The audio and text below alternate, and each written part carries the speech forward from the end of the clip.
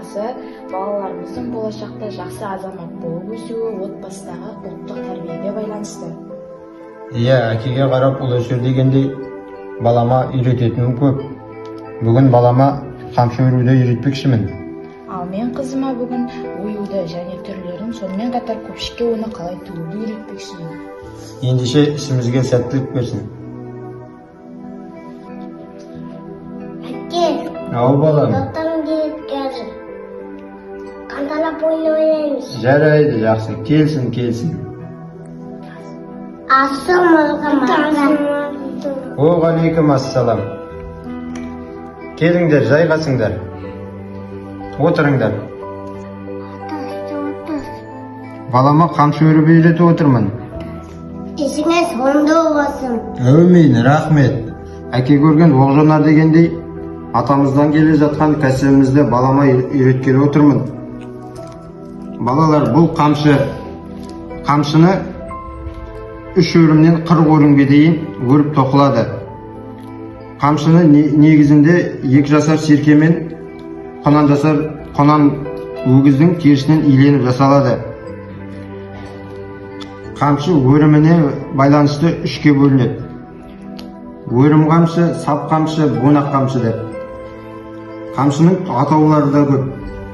Мысалға айтқанда, бәйге қамшы, неке қамшы, сүннет қамшы, тағы да басқа да атаулары көп. Балам, қазір мына үйреткелі отырғаным 6 өрімді қамшы. 6 өрім қамшыны өру үшін ең бірінші банаға 2 жасар серкенің немесе қонан өгіздің терісінен иленген теріні 6-ға тілімдеп алып, сосын өреміз. Келіңдер балалар, сендерге көрсетейін.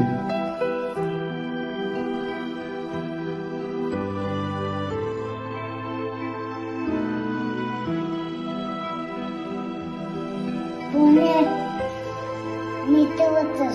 Мен қызыма оюды жастыққа қалай тоқу керектігін үйретіп отырмын.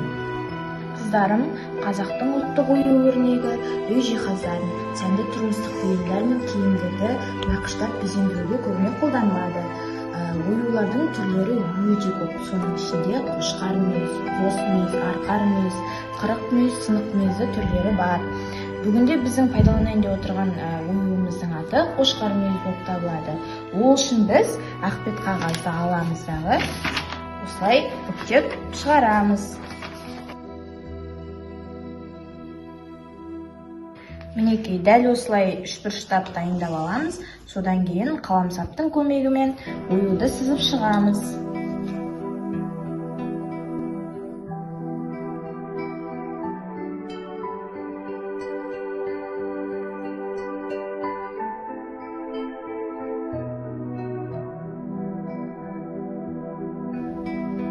Қарап отырсыңдар ма?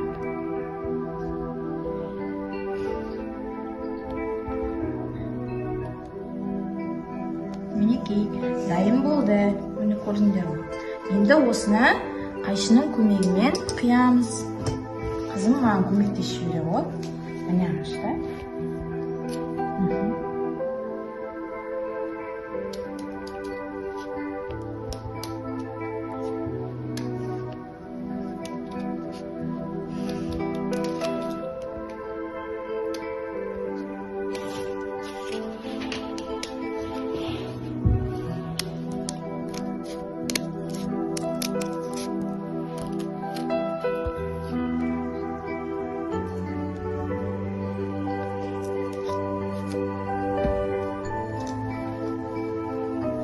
Мінекей, оюымыз дайын болды. Бұл біздің қошқар мүйіз болып табылады. Қошқар мүйіз 4 тармақпен құралып айқыш тәрізді болып келеді. Көріп тұрсыңдар ғой, да? Міне. Енді осыны көрпешеге орналастырамыз.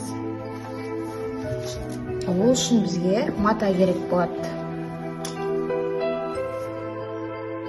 Оюымыз дайын болғаннан кейін енді көрпешемізге орналастыру үшін мата керек болады.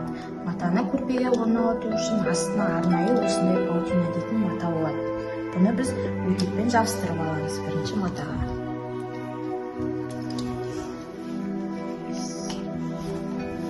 Қараңдар. плотинаның үстіне матаны қоямыз да, үстіне осылай текпен басамыз.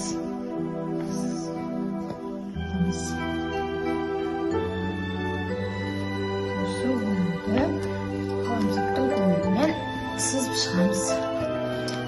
Қараңыз.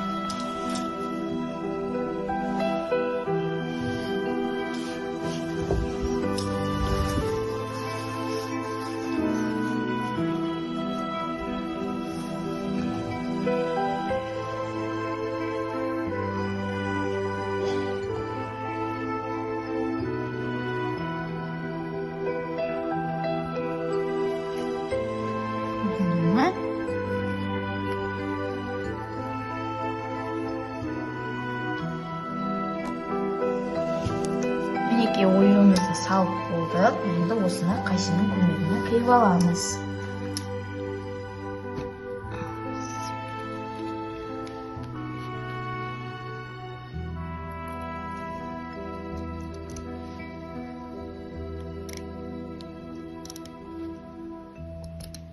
Міне қиып алған қошқар мүйіз ойуымызды көрпешеге орналастырдық.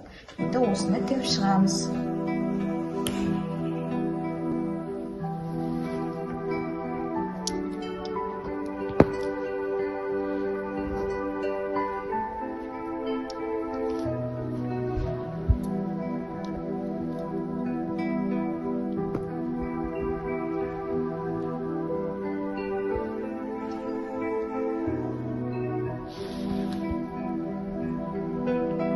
Қыздарым, міне бүгінгі біздің көрпешеміз дайын болды. Қандай әдемі көрпеше. Әкем, қамшы өлеңді өлетті. Қамшын бөлесің. Анасым ойыды өлетті. Көрпеше түбі үйретті. Әке көрген оқ жанар, ана көрген тоң пішер. Бүгінгі көрген істеріңізді ойларыңызға түйсеңіздер, өскенде ертең өздеріңді істей аласыңдар. Ата-баба мұрасын үйрету ата-анаға парыз. Бұл сендер үшін міндет.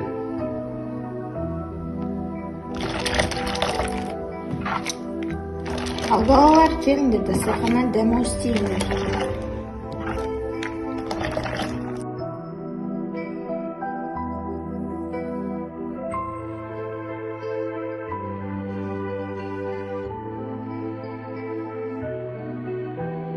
Ал балаларым, қолдарыңды жайыңдар, бата беремін.